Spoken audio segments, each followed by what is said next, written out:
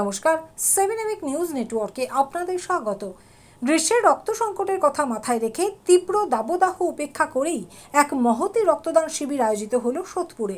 রাধাগোবিন্দ কুঞ্জ welfare ট্রাস্টের উদ্যোগে আয়োজিত এই রক্তদান শিবিরের পাশাপাশি এলাকার কৃতি ছাত্রছাত্রীদের সম্বর্ধিতও করা হয়। মূল উদ্যোক্তা বিজেপি নেতা জয় সাহার উদ্যোগে আয়োজিত মহতী এই অনুষ্ঠান উপলক্ষে উপস্থিত ছিলেন নোয়াপাড়ার সদ্য নির্বাচিত বিধায়ক অর্জুন সিং, ব্যারাকপুরের নবনির্বাচিত বিধায়ক কৌস্তব বাগচি, বিশিষ্ট সমাজসেবী বাপি কুন্ডু সহ অন্যান্য বিশিষ্ট ব্যক্তিবর্গ।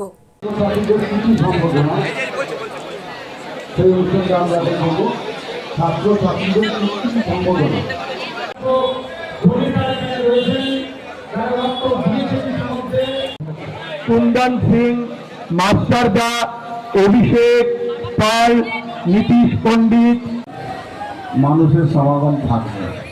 রক্তদান এমন একটা কাজ, তার কোনো তুলনা হয় না। ভারতীয় জনতা পার্টির কার্যকর্তারা কতটা সেলফ স্যাক্রিফাইস করতে পারে এটা ওকে দেখে শেখা উচিত।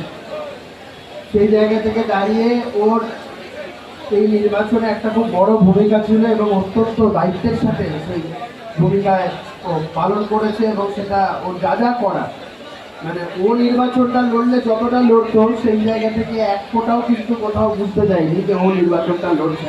রক্তের প্রথম উপাদান এই রক্ত নিয়ে যাওয়ার পর এবং সেই প্লেটলেটটা একটা বিন্দু বানিয়ে বলতো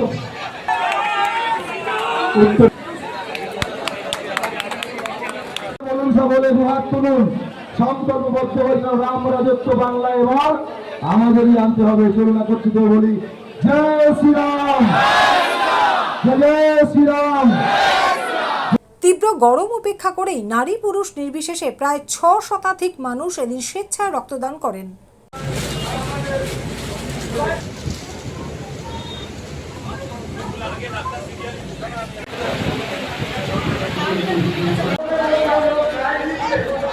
আমরা লোকের জন্য মোদীজি বলেছিল সবকা সাথ সবকা বিকাশ।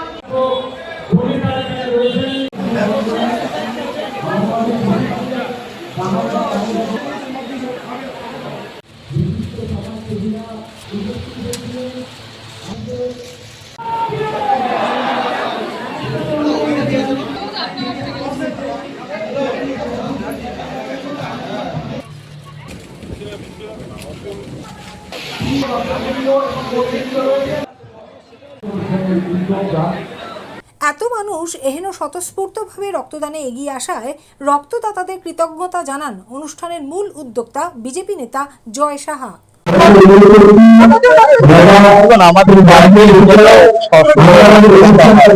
আমার পরিস্থিতি দেখে মনে হচ্ছে যে ব্লাড ব্যাংকের পক্ষ থেকে ব্লাড নিতে মানুষ, আমরা যদি আয়োজন আরো বেশি করতাম তাহলে হয়তো ভালো হতো। প্রত্যেকজন রক্তদাতা যারা উপস্থিত আছে তাদের প্রত্যেককে অনেক ধন্যবাদ জানাই এভাবে পাশে থাকা।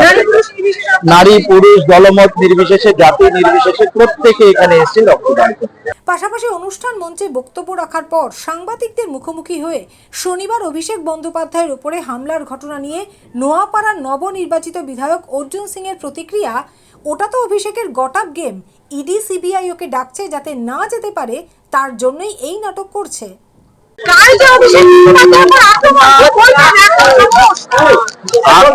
ওটাকে আক্রমণ বলা যায়? ওটাকে কি আক্রমণ বলা যায়? ওটা তো গটআপ গেম করেছিল। আজকে যারা ধরা পড়েছে 5 জনের তৃণমূলের লোক। ও আসলে ইডি ওকে ডাকছে, সিআইডি ডাকছে যাতে না যেতে পারে, তার জন্য এই নাটক করেছিল। তদন্ত হচ্ছে, তদন্ত তো দেখা যাচ্ছে মমতা ব্যানার্জি পর্যন্ত মিথ্যাবাদী সবাই হতে পারে না। ডিম দিয়ে মেরেছে, তার জন্য ওর ব্রেন স্ট্রোক হয়েছে, এটা পৃথিবীতে কোথাও হয় না, একমাত্র মমতা ব্যানার্জি। চিকিৎসার দরকারই আছে কি? ওটা তো আমাদের কম ডাক্তাররা চিকিৎসা করে। পৌরসভা গুলো দিচ্ছি কি এখন নাগরিক পরিষেবা দেওয়া হবে? নাগরিক পরিষেবা কোনো পলিটিক্যাল লোক দেয় না, দেয় সরকারি অফিসাররা। ওনারা রিজাইন করেছেন, কেন চুরি করে জিতেছেন। মানুষ এখন প্রশ্ন করছে, তার জন্য ভয় পাচ্ছে। এখন আমাদের প্রশাসকরা বলেছে তারা চালাবে, 6 মাসের মধ্যে ইলেকশন হবে। আক্রমণ হয়েছে, খুব ভালো হয়েছে। ব্যারাকপুরে গেলে আমি ওকে ব্যবস্থা আরো ভালো করা। এ বিষয়ে ব্যারাকপুরের সদ্য নির্বাচিত বিধায়ক কৌস্তব বাগচি কি জানালেন শুনুন। আরো বেশি করে হওয়া উচিত, যাতে বেশি করে মানুষের ওই রক্তের যাদের সংকট আছে এই সংকটটা দূর করা যায়।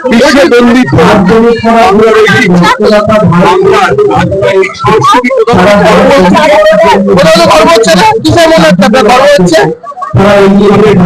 গতকালের ঘটনা ওই 21 সালে মনে হয়নি যে গর্ব হয়েছে?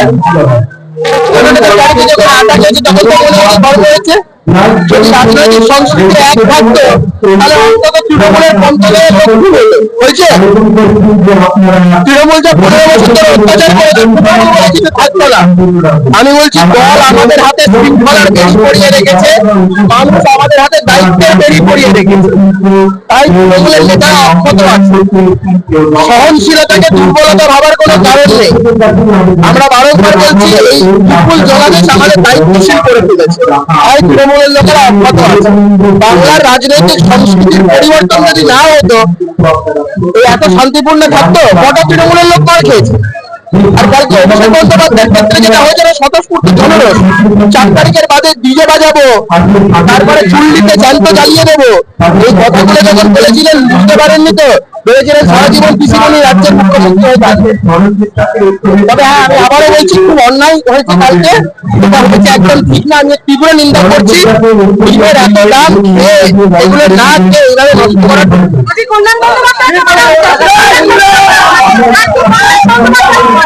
কল্যাণ ব্যানার্জি নাটক করার মাস্টার একটি ভালো নাটক। কল্যাণ ব্যানার্জিকে বলবো এবারে এই সমস্ত ছেড়ে দিয়ে লোকালয়দের সাথে নাটকটা করুন, ভালো হবে। ভালো পারবে না। গৌতমী নাথ এবং শ্যামল পালের রিপোর্ট 7 এপিক নিউজ নেটওয়ার্ক। আরও বিভিন্ন খবরের আপডেট জানতে হলে অবশ্যই সাবস্ক্রাইব করুন 7 এপিক নিউজ নেটওয়ার্ক চ্যানেলটি, কারণ আপনাদের একটা সাবস্ক্রিপশন আমাদের কাছে অত্যন্ত মূল্যবান। পাশাপাশি অবশ্যই ফলো করুন আমাদের হোয়াটসঅ্যাপ চ্যানেলটিও। Jai Hind.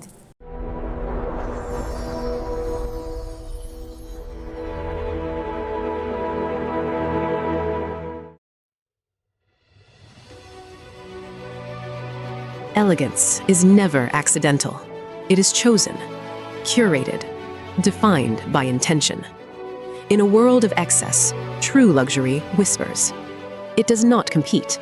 It does not demand attention. It commands it. At B20s, we create more than jewelry. We shape presence. Every curve is considered, every surface refined, every detail deliberate, crafted with precision, finished with restraint, designed not to overpower, but to elevate. Because luxury is not about display, it is about distinction. The quiet confidence of gold against skin, the subtle brilliance of light catching movement, the harmony between strength and grace. This is not ornament, it is expression, not decoration, but identity, a reflection of self, unapologetic, uncompromised, timeless. At B20s, modern elegance finds its voice without ever speaking. This is refinement without noise, beauty without excess, luxury without effort. B20s, the premium luxury brand. Elevate your everyday.